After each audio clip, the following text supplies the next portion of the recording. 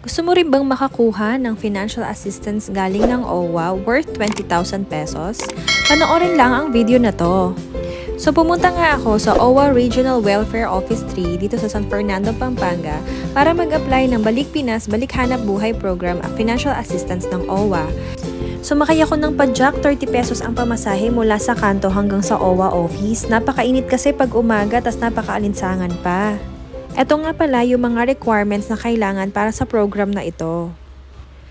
OWA membership record, application form with personal undertaking or sariling salisay na nag-e-explain na kagamitin mo ang cash assistance na ito para sa iyong hanap buhay.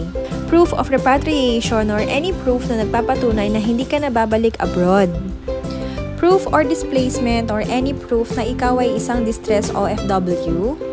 Valid ID at ballpen. Ito pala yung building ng OWA office sa Pampanga. Pagpasok sa loob, bibigyan ka ng guard ng number. Hintayin ko daw na tawagin yung number ko saka daw ako pumasok sa office na yun, no? Dito ko malalaman kung magkano ang pwede kong makuha na financial assistance sa BPHB program. Pagkatapos nila akong interviewin ay pina-attend naman nila ako ng Enterprise Development Training Session dito pa rin sa San Fernando, Pampanga. Halos 3 buwan din akong naghintay bago ako tawagan at i-message ng OWA at in-inform din nila ako na ready for collection na daw yung cheque ko. Ito na nga pala yung cheque ko worth 20,000. At naway nakatulong po sana ang video na to lalong-lalo na sa mga OFW. Maraming salamat!